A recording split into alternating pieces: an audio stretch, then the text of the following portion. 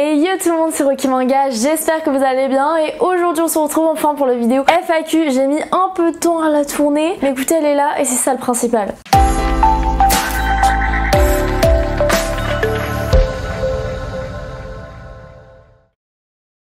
On va découper ces questions en deux phases. La première ça va être la phase de tout ce qui est question sur les mangas, sur mes goûts sur les mangas, etc.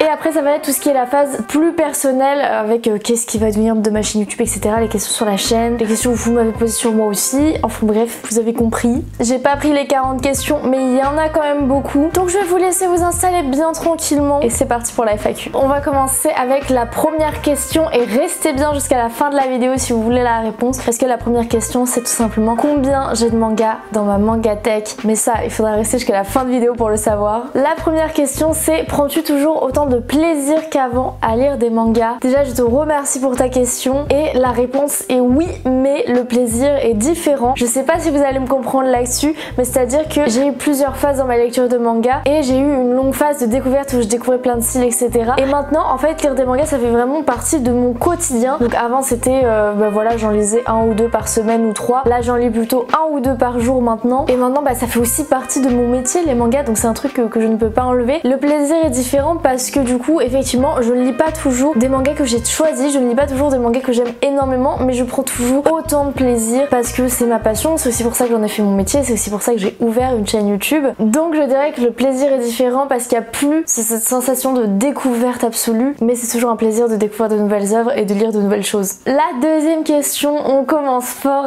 avec fais-moi ton top 5 manga. J'ai réfléchi à ce top 5 avant la vidéo parce que c'était je pensais que ça allait être assez dur, mais au final ça l'était pas tant que ça. Mon top 5, alors ce n'est pas dans l'ordre parce que j'ai pas fait un top 5 dans l'ordre, mais dans mon top 5 il y aurait Vagabond, Beastars, Kingdom, Dr Stone et My Hero Academia. Le pourquoi du comment de ce top je ne saurais pas vous dire, c'est juste que c'est les œuvres qui m'ont le plus marqué, que j'aime le plus, que je suis toujours en train de lire aussi, enfin sauf Beastars, c'est la seule œuvre finie qui est restée dans mon top parce que par exemple il y a pas si longtemps dans mon top il y avait du Tokyo Ghoul, il y avait du The Promised Neverland, mais ces œuvres sont finies et je prends du plaisir à les relire quand je les relis. Mais Beastars c'est une œuvre, malgré le fait qu'elle soit finie, elle m'a tellement marqué que je pense qu'elle restera dans ce top. Et les autres de toute façon sont des séries toujours en cours. Non en fait Dr Stone c'est fini, Dr Stone c'est fini, j'ai lu la fin, j'ai beaucoup aimé, Dr Stone ça restera je pense mon shonen préféré. Donc voilà, dites-moi dans les commentaires, vous faites votre petite top 5, ça m'intéresse de voir si un peu on a des mangas en commun, etc.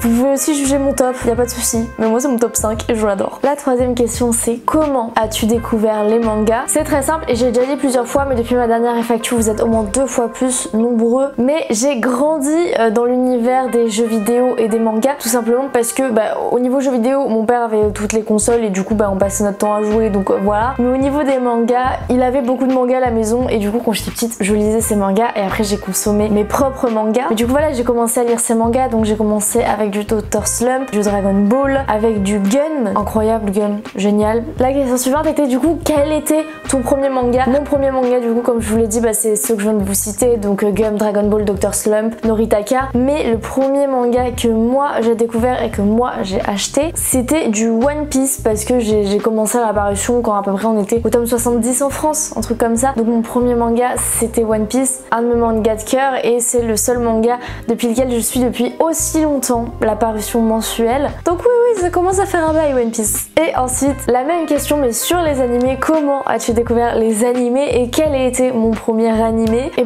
j'ai découvert les animés je pense comme tout le monde à la télé quand on était petit, il y en avait beaucoup qui passaient et du coup mon premier animé c'était Pokémon. Et oui, Pokémon est bien un animé, c'est le premier que j'ai regardé quand j'étais toute petite. Et après une série d'animation aussi qui m'a énormément marqué quand j'étais jeune, c'était Avatar, le dernier maître de l'air. Vous allez pas le voir mais ici j'ai toutes les pop d'Avatar, donc je surkiffe Avatar autant que Pokémon. Pokémon ça me suit encore aujourd'hui, je suis là à guetter, dites-moi si vous aussi vous faites ça. J'ai tous les jeux Pokémon et je guette les jeux à chacune de leurs sorties, donc pour vous dire à quel point ça a marqué mon enfance. Et pareil Avatar ça a tellement marqué mon enfance que tous les ans à peu près je me refais l'animé, et là je savais même pas que Korra était sorti, là je suis en train de regarder Korra, c'est un excellent animé, je vous conseille. La prochaine question était quel est le manga que tu cherches depuis longtemps? Le manga que je cherche depuis longtemps c'est les Vagabonds. Je n'arrive pas à trouver les Vagabonds, c'est une dinguerie. Il y a pas si longtemps ils avaient été réimprimés, du coup on les trouvait en neuf, mais vous-même vous savez 37 tomes en neuf, surtout que les Vagabonds ils vont passer même à 9,95 dans pas longtemps alors qu'ils étaient déjà à 9,35. Je trouve ça aberrant parce que les Vagabonds, comme vous le savez, c'est une édition normale, hein, vraiment c'est un manga simple et on ne sait pas pourquoi, va savoir, ils nous les ont sortis à 9,35. Mais du coup que ce soit en neuf ou en occasion, je galère à les trouver. Là récemment ils étaient en occasion à ma boutique, mais bien sûr vous connaissez les forceurs qui campent pendant 3 heures devant la boutique. Moi je suis arrivée à l'heure, mais bien sûr il y a des mecs comme d'hab qui ont poussé tout le monde, qui ont tout pris. Vraiment la violence pour avoir des mangas, je ne comprends pas. Mais bref, du coup j'ai pu avoir 0 tome de Vagabond et en plus de ça ils ont aussi pris tous les tomes en neuf. Donc du coup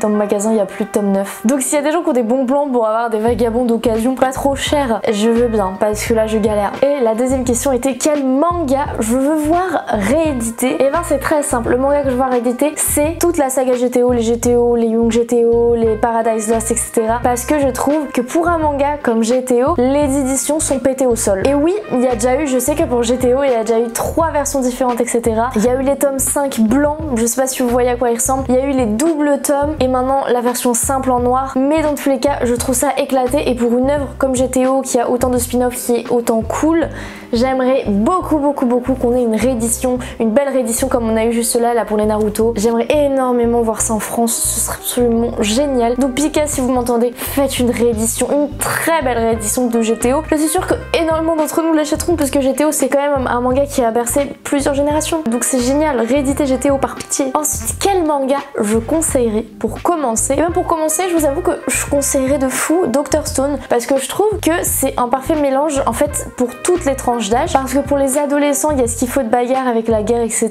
C'est assez cool. Ensuite, il y a tout l'aspect très ludique que j'aime bien avec au début, vous pouvez grave refaire par exemple la recette du coca au début, etc. Les petites inventions, c'est grave un truc que vous pouvez refaire avec vos enfants. Et du coup, je trouve ça génial. Je trouve que c'est un manga qui est intergénérationnel, qui est très sympa et qui est pas bête. Je sais pas comment vous dire, c'est très méchant de dire qu'il y a des mangas bêtes, mais je trouve que ça apporte un certain truc, que c'est compréhensible de tous et que le manga est vraiment très cool du début jusqu'à la fin. Et d'ailleurs, je sais qu'il y a beaucoup de gens, l'arc de l'île au trésor là qui sort en ce moment en animé, je sais qu'il y a beaucoup de gens qui l'ont pas aimé, mais moi déjà je l'ai bien aimé quand ça s'est passé, mais je l'ai énormément aimé avec, pour ceux qui du coup ont le final, avec le final parce que du coup ça explique ce qui s'est passé là-dedans et je trouve que ça rend cet arc extrêmement bien amené et extrêmement intelligent. Il fallait juste avoir le dénouement pour mieux le comprendre, mais du coup bref, je sais pas comment vous expliquer. Dr Stone pour moi c'est vraiment en tout point, c'est le manga parfait pour faire découvrir à plein de gens. Et du coup la prochaine question, dans quel univers j'aimerais vivre si je vivais dans un univers manga? J'ai beaucoup réfléchi à cette question parce que c'est hyper intéressant. Au début j'ai pensé à des trucs un peu fantastiques et tout, genre à la moi quand je m'incarne un slime, mais en fait je pense que j'aimerais vivre dans l'univers d'Arte parce que Arte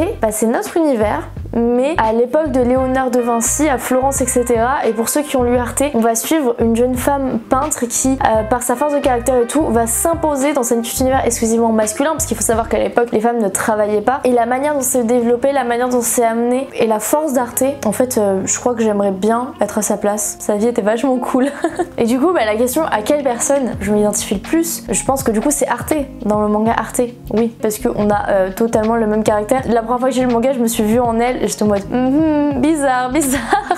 Et du coup vraiment Arte, vraiment si vous cherchez à savoir comment je suis dans la vie, Arte. Le culot, la débrouillardise et l'aspect vraiment créatif et artistique, je crois que je suis Arte. Et ensuite cette question je l'aime bien, quel est le dernier manga que t'as acheté? Le dernier manga que j'ai acheté c'est Soul Eater. Oui je n'avais jamais lu Soul Eater, j'aime beaucoup Fire Force et du coup c'est par le même auteur et je me suis dit c'est l'occasion parce que du coup je l'ai trouvé en occasion pas cher, je l'ai acheté et je l'ai pas encore lu donc je peux pas vous dire, mais cette édition est absolument magnifique. Encore une fois, je crois que c'est chez Kurokawa si je dis pas de bêtises du coup Soul Eater, parce que pour moi ça ressemble beaucoup à l'édition que vous allez pas voir parce qu'elle est derrière, mais ça ressemble beaucoup à l'édition Perfect de FMA. J'aime beaucoup, du coup j'ai hâte de découvrir cette œuvre et c'est ça le dernier manga que j'ai acheté. La prochaine question c'est qu'est-ce qui a fait que je me suis mis autant à fond dans l'univers manga, on a acheté tout plein et tout et ça devient mon quotidien et même mon métier et tout ça. Et pour ça je vais vous inviter à aller voir une vidéo qui est pas encore sortie parce que c'est tout simplement la vidéo de mon parcours manga. J'ai fait une vidéo justement dédiée à ça où je vous expliquais le déroulé de comment j'ai commencé les mangas à comment ça s'est articulé dans ma vie jusqu'à aujourd'hui où j'en ai fait mon métier. Je trouvais que c'était intéressant et peut-être que ça pouvait en aider certains d'entre vous qui aimeraient un peu avoir ce parcours et qui aimeraient en faire leur métier aussi. Donc du coup je vous ai fait une vidéo dédiée qui va sortir sûrement la semaine prochaine ou celle d'après.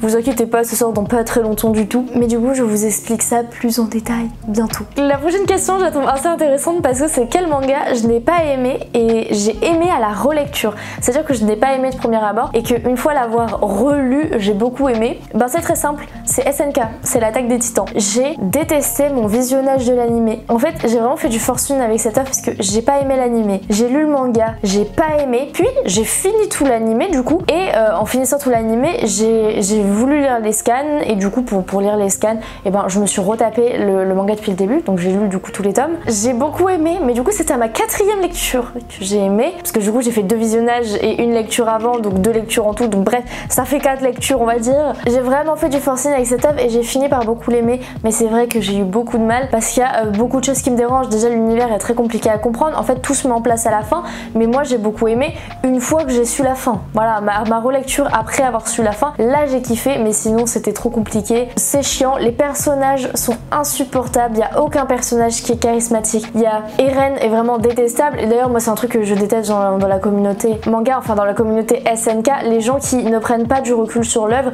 et qui voient Eren comme un héros. Alors Eren c'est certes le personnage principal de l'œuvre, mais c'est totalement anti-héros, c'est totalement un personnage qui est fait pour être antipathique et détestable et qui finit par avoir un rachat dans l'œuvre à la fin, mais qui doit racheter ses fautes signifie qu'il a commis énormément de fautes et les personnes qui le voient comme un héros absolu, alors certes du coup à la fin c'est un héros, mais tout le long de l'œuvre c'est tout sauf un héros, et du coup je trouve ça, en fait moi du coup j'ai beaucoup aimé l'œuvre avec un sens critique etc, mais ça me met mal à l'aise les gens qui pensent ça, et peut-être que vous pensez ça et c'est absolument pas un souci, c'est juste que moi du coup j'ai un problème avec le fait de ne pas avoir de recul sur ce qu'on lit, mais c'est aussi peut-être avec le fait que je lis des mangas depuis longtemps et du coup j'ai toujours beaucoup de recul sur ce que je lis et je me pose beaucoup de questions aussi par rapport à mes lectures. Il y a un vrai truc de, je sais que peu de gens font ça, vraiment peu de gens font ça, mais moi j'adore prendre des notes sur ce que je lis, faire des critiques et revenir après dessus, penser à des choses et revenir sur l'œuvre et dire ah mais là il a voulu dire ça etc, ah il a fait ça pour montrer ça et tout, et j'ai vraiment je vois la lecture de manière assez critique et du coup c'est compliqué, et du coup les gens qui restent que en surface j'ai du mal, mais je comprends totalement qu'on voit ça juste comme un loisir et du coup ouais j'ai passé un bon moment etc et je ne pense pas avoir plus loin, mais du coup le fait que moi je pense à avoir plus loin etc, voilà j'ai du mal, en gros j'ai eu du mal avec SNK, mais au final j'aime bien et j'adore parler avec des gens de SNK et tout, parce que justement c'est intéressant le fait que personne n'ait le même avis sur cette œuvre, c'est fou, personne n'a le même avis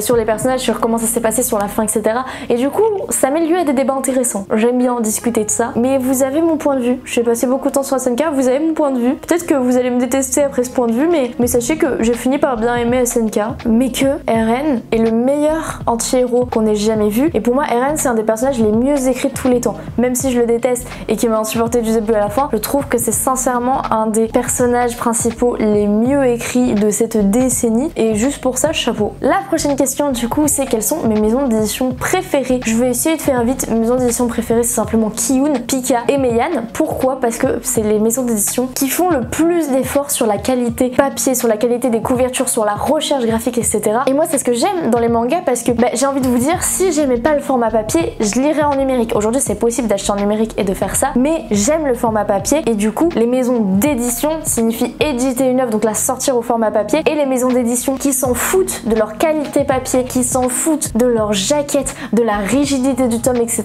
et je trouve ça triste. Et donc moi quand j'achète un livre, j'achète aussi un livre, donc une qualité, et du coup ces 3 maisons d'édition pour moi sont au top niveau qualité du format, niveau recherche graphique, donc ça fait d'elles mes maisons d'édition préférées. Et aussi d'ailleurs c'est, je sais pas si c'est significatif, mais c'est aussi les 3 maisons d'édition chez lesquelles j'ai le plus de tomes. J'ai plus de 200 tomes chez ces 3 maisons d'édition chacune, donc genre j'ai 200 tomes chez Pika, 200 tomes chez Meian, 200 tomes chez Kiyun. Ça fait mal, mais c'est aussi la réalité des choses, c'est que j'aurais pas autant de tomes chez une maison d'édition dont je trouve la qualité médiocre. Voilà, je ne citerai pas de nom, mais je pense que vous-même vous en avez en tête, et si vous en avez en tête c'est que mes propos sont justifiés. Ensuite, quelle est ma meilleure découverte manga de ce début d'année depuis 2023? Et ça va vous étonner, mais j'ai découvert Vagabond que cette année, et oui il est dans mon top, mais j'ai découvert que que cette année. En fait j'essaie de faire découvrir un gros manga chaque année. L'année dernière du coup en 2022 j'ai découvert Kingdom que je ne connaissais pas du tout et j'ai lu tous les tomes en un an. Et là du coup je suis en train de me faire les Vagabonds depuis ce début d'année et c'est une excellente découverte. Si vous aimez les seinen, si vous voulez découvrir un manga de samouraï, parce que moi je n'avais jamais lu de manga de samouraï mais j'ai adoré la manière dont c'est raconté et tout. Et j'adore aussi le fait que, alors peut-être que vous allez pas être d'accord mais moi j'aime bien les personnages qui sont détestables dans le sens où là le personnage principal il fait des trucs mais c'est un enculé, mais c'est vraiment un connard et il pète plus haut que son cul, il a un melon énorme et j'aime bien parce que du coup vu qu'on part de ça, le mec il peut que se remettre en question et que s'améliorer vu que c'est une ordure au début. Je sais pas si vous voyez ce que je veux dire mais du coup ça fait que j'aime bien qu'un personnage détestable évolue et du coup je trouve que ça donne plus lieu à de l'évolution. Du coup un personnage qui commence mal, exactement c'est ce qui s'est passé du coup pour Eren par exemple dans l'Attaque des Titans et je trouve ça super intéressant et du coup c'est ma meilleure découverte. Et j'en ai découvert beaucoup des mangas depuis ce début d'année mais je pense qu'on peut s'accorder pour dire que Vagabond c'est excellent. J'espère les amis que vous vous ennuyez pas trop. Moi en tout cas je m'éclate. Il faut que je fasse des pauses boissons du coup parce que la vidéo est longue à tourner, d'accord. Mais en tout cas j'espère que ça vous intéresse parce que moi j'adore, je trouve que vous avez posé des questions très cool. Et du coup on va passer à la prochaine question qui est quels sont les 3 mangas que j'aimerais avoir que je n'ai pas encore. Et ben j'aimerais beaucoup découvrir en premier Aria qui en plus est une édition masterpiece de chez Kiun qui est incroyable. Aria c'est, je sais pas trop de quoi ça parle mais ça se passe à Venise, c'est très beau, l'édition est magnifique, du coup j'ai grave hâte de découvrir cette œuvre. En deuxième on a Mauvaise Herbe au lézard noir qui est un manga qui a l'air très triste, très dépressif mais à la fois très cool. Si vous savez pas, moi j'adore Shoujo Oshimi. Si vous connaissez cet auteur déjà c'est que vous êtes comme moi, donc du coup Mauvaise Herbe ça a l'air d'être un peu dans la même vibes. Surtout qu'en ce moment je suis à fond là, je suis en train de me faire les liens du sang de Shoujo Oshimi, j'ai acheté l'intégrale récemment. Vous le verrez dans mon prochain achat manga de toute façon. Donc voilà, moi j'adore les œuvres comme ça, donc Mauvaise Herbe c'est un peu dans la même vibes, donc j'ai trop hâte de découvrir. Et le dernier c'est Sanctuary, voilà, il y a une réédition qui est sortie il y a pas longtemps, qui est il me semble par le même scénariste que Trillion Game que j'ai beaucoup aimé, donc j'ai hâte de découvrir ça. Et d'ailleurs je trouve ça assez dommage que les trucs comme Trillion Game, Sanctuary et tout, c'est des choses qui marchent pas beaucoup en France alors que c'est des trucs incroyables. J'aimerais bien, de toute façon je vais les lire et je vais vous les faire découvrir comme ça vous allez l'acheter parce que ça a l'air d'être très cool. Ensuite ça j'adore, il y a des questions d'Unpopular Opinion et est-ce que j'adore donner mon avis? Oui, c'est pour ça que j'ai ouvert cette chaîne YouTube. Du coup mes Unpopular Opinion en premier, quel manga tout le monde a aimé mais moi j'ai pas du tout aimé, c'est simple, Dan Da Dan. En fait j'ai beaucoup aimé au début quand j'ai lu le premier chapitre en scan avant qu'il sorte et tout, puis j'ai acheté les 2 premiers tomes quand ils sont sortis et en fait mais c'est dingue, le manga tourne qu'autour du cul. Et oui mais c'est une dinguerie mais ça ne parle que de ça et pour moi c'est un manga d'ado obsédé et je sais pas comment vous dire, le côté barré et tout, genre par exemple dans le Chainsaw Man ça me dérange pas du tout, je trouve ça hilarant parce que c'est quand même assez présent mais c'est des petites touches, mais là, le fait que ce soit le but principal ça me dérange beaucoup et le fait qu'aussi du coup ce soit des ados, des enfants, ça me dérange énormément et donc j'ai détesté Dan Da Dan quoi parce que voir des ados qui parlent de cul c'est pas mon délire du tout. Et au contraire que beaucoup de gens ont détesté et que moi j'ai adoré et c'est Shunjin X, voilà le dernier manga de l'auteur de Tokyo Ghoul. Voilà pour ceux qui ont aimé Tokyo Ghoul, et oui l'auteur a sorti un manga récemment qui s'appelle Shunjin X, c'est génial. Certains disent que ça ressemble beaucoup. Effectivement, je trouve que c'est un Tokyo Ghoul mais bien amélioré, en mieux, en scénario mieux maîtrisé, etc. Donc écoutez, une œuvre que j'ai aimée mais en beaucoup mieux, je ne dis pas non, clairement pas. Donc voilà, du coup je comprends que certains critiquent parce que ça ressemble un peu dans certains trucs, mais c'est quand même très cool. Moi j'aime beaucoup Shunjin. Et les 2 dernières questions, après on va passer aux questions plus sur la chaîne YouTube, plus personnelles, etc. Est-ce que je compte lire Bungo Stray Dogs? La réponse est non, mais parce que je compte regarder l'animé très prochainement. Je pense que je vais me faire l'animé très vite parce que c'est dans ma liste genre des 5 prochains animés que je dois voir. Donc voilà, je compte me faire l'animé. Et la dernière question que je trouvais assez marrante, selon moi, quel manga pourrait buzzer, genre dans les derniers mangas qui sont sortis, faire des gros buzz à la Keiju, à la Dandadan, etc.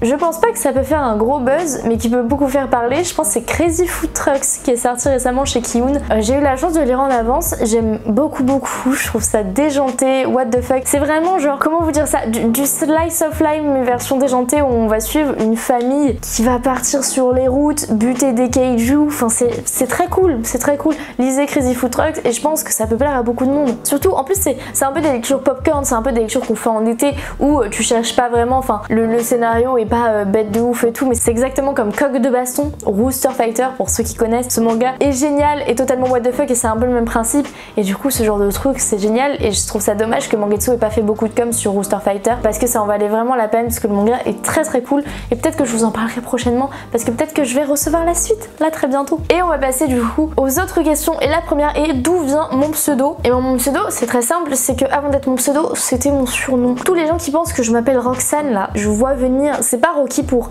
Roxane ou Rocky parce que je suis rousse, c'est Rocky parce que j'ai fait de la boxe pendant un moment. Oui, j'ai eu la bonne idée de faire de la boxe et on va pas se mentir, j'étais très nulle. J'étais très nulle et du coup les gens se moquaient de moi et du coup ils m'appelaient Rocky et c'est un peu à la découp. Vous voyez ce que je veux dire, genre Deku à la base c'était un surnom pour se moquer de lui mais il en a fait une force etc.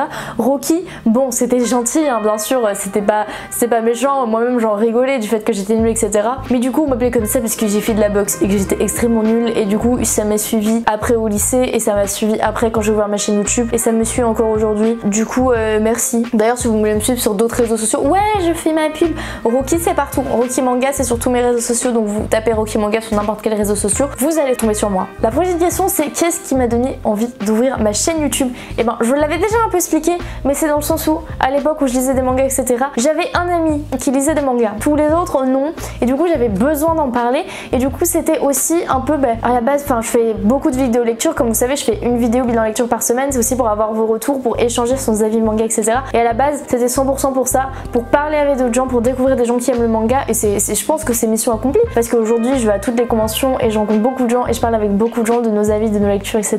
Donc je pense que mon but principal était accompli. Après c'était aussi parce que voilà j'aime bien parler et c'était aussi pour arrêter de saouler les gens autour de moi et pour pouvoir parler à d'autres gens, voilà. Non sincèrement ouais c'était vraiment pour faire découvrir mes avis manga et parler de manga avec d'autres gens parce que c'est vrai qu'à l'époque on va pas se mentir mais pas beaucoup de gens lisaient des mangas. Enfin je lis à l'époque, je me suis lancée sur YouTube il y a 3 ans mais ça faisait un moment que j'ai jamais parlé de manga à personne en fait jusqu'à il y a 3 ans et du coup le fait que l'univers du manga a fait un gros boom et en plein essor et je sais que ça fait chier beaucoup de gens mais moi ça me fait très plaisir parce que du coup maintenant, avant où effectivement c'était un peu un truc d'otaku dans la récréation où il y avait 2-3 pecnos qui lisaient des mangas, maintenant j'ai l'impression que tout le monde en lit et du coup je trouve ça absolument génial et on ne peut pas reprocher un truc dont on se plaignait d'être seul, de maintenant on est plein et limite tout le monde lit des mangas et je trouve ça génial. Ensuite comment je suis venue à faire des vidéos pour Meian. Vous avez été plusieurs à me poser cette question en plus et c'est très simple, j'ai commencé à travailler pour eux à la Japan Expo de l'année dernière tout simplement parce qu'ils avaient besoin de vendeurs et vous avez pas dû être sans savoir, on était plusieurs influenceurs et d'ailleurs on était quasiment que des influenceurs à travailler sur le centre de Meian, bien que je n'aime pas ce terme parce qu'en fait j'étais la seule youtubeuse et il y avait que des tiktokers, voilà, avec moi.